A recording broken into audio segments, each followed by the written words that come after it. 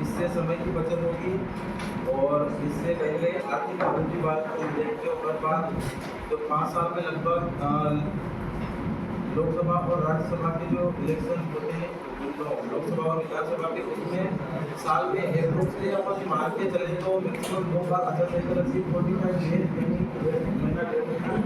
और जो राजनेता जो उस चीज़ को लेकर प्रचार वगैरह करते हैं, उसमें अप्रोक्सली 1 साल जो एक चुनाव में मान सकते हैं, यानी कि 5 साल का जो कार्यकाल है उसमें 2 साल अप्रोक्सली 35-30 में चले ही जाएंगे। तो 2 साल आप विकास के बारे में नहीं दे सकते। और अपना जो भारत देश है वो अभी एक विकासशील है, वो एक डेवलप्ड कंट्री है। और टाइम जो है अभी भारत के लिए बहुत ही इम्पोर्टेंट है।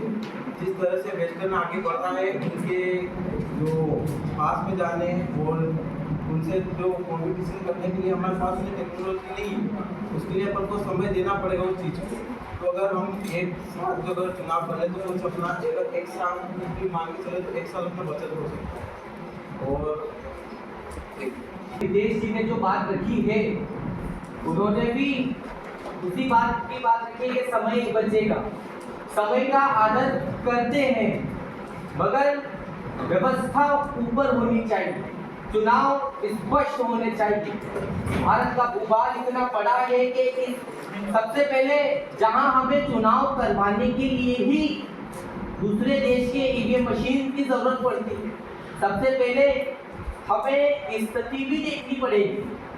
हम मान सकते हैं ये वैसी ही बात हो गई कि एक व्यक्ति जिसके पास पैसे ढाबे पे खाना खाने के और वो बात 5 स्टार की कर रहा है, समझ सकते हैं। हमें सबसे पहले ये देखना पड़ेगा कि आर्थिक दृष्टिकोण से भी हम इतने मजबूत हैं। और आप अर्थ की बात कर रहे हैं, अर्थ से हर बात की अर्थव्यवस्था तय नहीं होती। केवल धन से अपन ये नहीं सोच सकते कि धन बचेगा।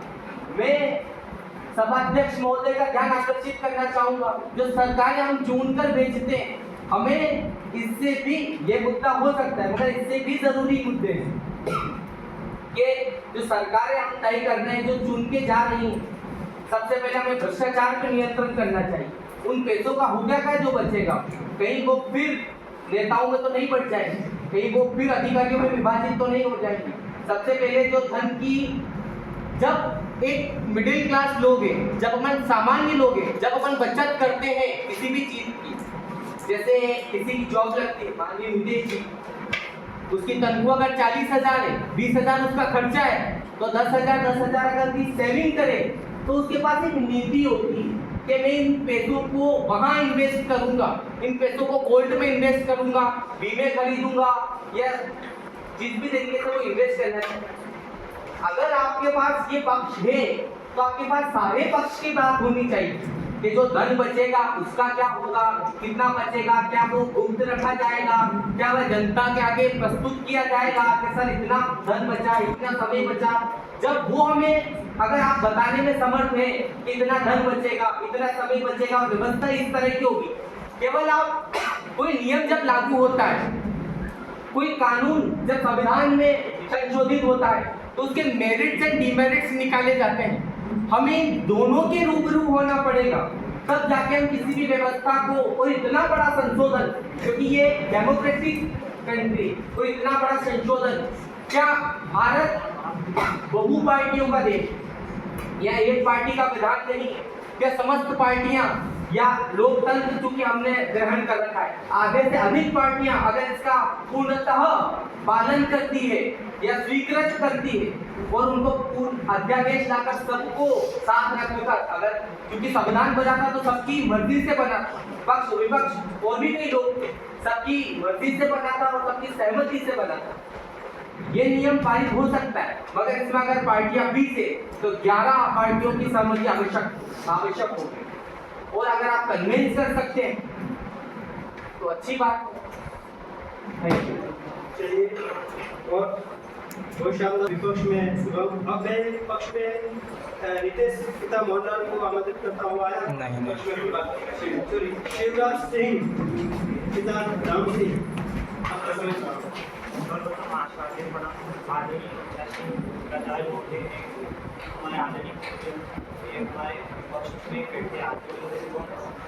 हमारे पक्ष में आदरणीय हमारे शुभम जी ने कहा है कि ईवीएम या उससे रिलेटेड उन्होंने इस दृष्टिकोण में बात की है कि आर्थिक दृष्टि और व्यवस्था के बारे में बताया। मैं आपको बताना चाहूँगा कि हमारे देश ये एक वन नेशन वन इलेक्शन एक भूटानी देश की ज़रूरत है। ज़रूरत क्यों है? 1952 से 1967 तक इस देश में वन नेशन वन इलेक्शन था, पर पार्टियां बिगड़ने की वजह से इस देश में आगे आते हैं। कुछ पार्टियां बिगड़ गया, चुनाव हुआ, राष्ट्रपति शासन लगा, तो इससे वो पार्टियां वो बिगड़ी व्यवस्था वन नेशन को मतलब एक साथ चुनाव वाली। बट मैं आपको बताना चाहूँगा हमारे देश में 2024 का जो नेशन का चुनाव उसमें 1.1 लाख 19 करोड़ रुपए का खर्चा आया है केवल लोकसभा चुनाव में। आप सोचो 1.1 लाख 19 करोड़ रुपए का खर्चा आया है। यदि उन दोनों चुनाव को एक साथ विधानसभा और राज्यसभा के चुनाव विधानसभा और लोकसभा के चुनाव को दोनों को एक साथ लिया जाए तो पैसा बचेगा। समय की बात करें हमारे देश में हर राज्य में अलग अलग चुनाव होते हैं। विधानसभा का अभी जैसे कि अभी हरियाणा हुआ, फिलहाल में महाराष्ट्र का होगा, तो सभी राज्य और लोकसभा 5 साल मिला के 2 साल 2 वर्ष केवल हमारे देश में चुनाव के हो जाते हैं। आचार संहिता लगती है। आचार संहिता की वजह से हमारे देश में ना तो कोई सामाजिक ना आर्थिक ना कोई निर्णय लिए जाते हैं, उन पे भी कोई कार्य नहीं होता, सभी काम रुक जाते हैं। और हमारे वोटिंग शेयर जो होती है वो भी बढ़ नहीं रही है। यदि हमारे देश में वोटिंग शेयर इतनी बढ़ रही है, कोई मतलब इन वोटिंग को हर बार अभी थोड़ी देर में तीसरी पंचायत चुनाव होंगे, विधानसभा के होंगे, लोकसभा के होंगे, तो लोग उनको नजरअंदाज करते हो, चुनाव वोटिंग तो होती रहती है, तो उनसे वोटिंग शेयर बढ़ेगी। और अदर देखें हम तो दृष्टिकोण से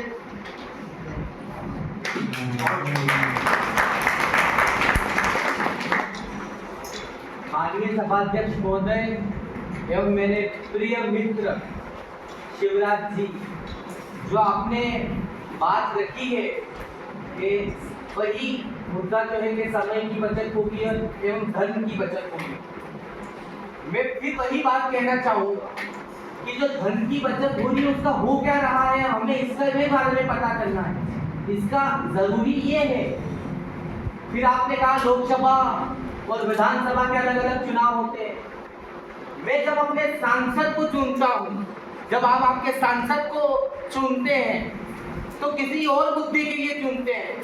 जब प्रधानमंत्री की अपन भूमिका देखते हैं, मैनिफेस्टो निकलता है कि लोकसभा का, तो अपन देखते हैं कि मेरा प्रधानमंत्री हमें क्या देगा।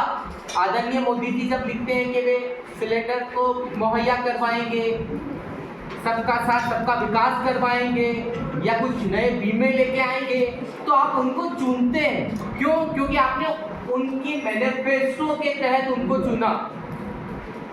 हम भारत के लोग, अखंड भारत के लोग, वही जब एक क्षेत्र का अपना चुनाव होता है, विधायक का चुनाव होता है, तब आप विधायक में वो क्या कह रहा है, उसका व्यवहार कैसा रहा है, वो व्यवहार कुशल है या नहीं, और राज्य स्तर पर अपने क्षेत्रीय मुद्दे कुछ और हो सकते हैं और राष्ट्रव्यापी मुद्दे कुछ और हो सकते हैं। मुझे केवल इतना ही भय है, जो मेरी पीड़ा है, कि अगर एक साथ चुनाव हुए तो कहीं ये ना हो कि जो बड़े नेता हैं, जो वैश्विक नेता हैं या जो बड़े नेता हैं, लोकसभा के जो नेता है, प्रधानमंत्री हो या प्रधानमंत्री की कैबिनेट, उनके बीच में हमारे क्षेत्रीय नेताओं को खनन ना हो जाए।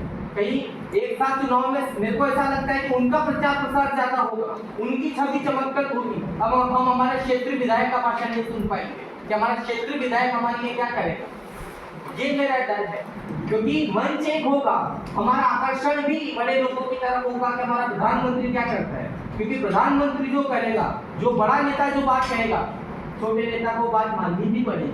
तो पार्टी सिस्टम, जो मुखिया जो बात कहेगा, राज्य स्तर पर हमें माननी पड़ेगी। मेरा भाई, मेरा डर केवल एक है कि अगर एक चुनाव हुआ तो जब मंच लगेगा, बड़े बड़े नेता भाषण देंगे, पर हम मेरे क्षेत्रीय विधायक को किस बेसिस पे वोट दूं?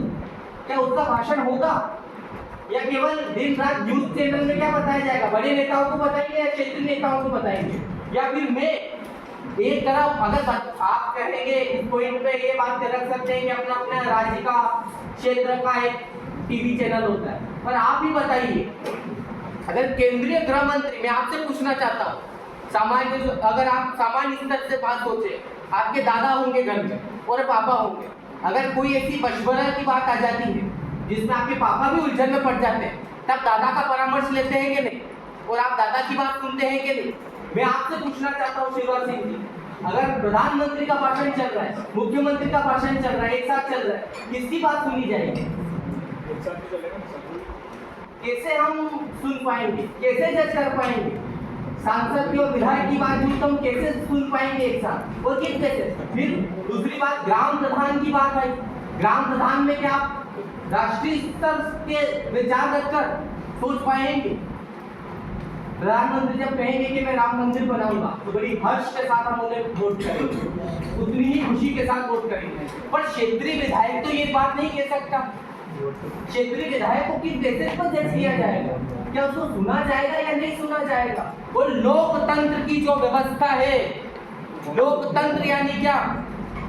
लोगों का तंत्र, एक ऐसा तंत्र जिसमें छोटी से छोटी आवाज भी उतनी ही विद्वत्ता से सुनी जाएगी शिवराज सिंह जी, जितनी विद्वत्ता से प्रधानमंत्री की आवाज सुनी जाती है।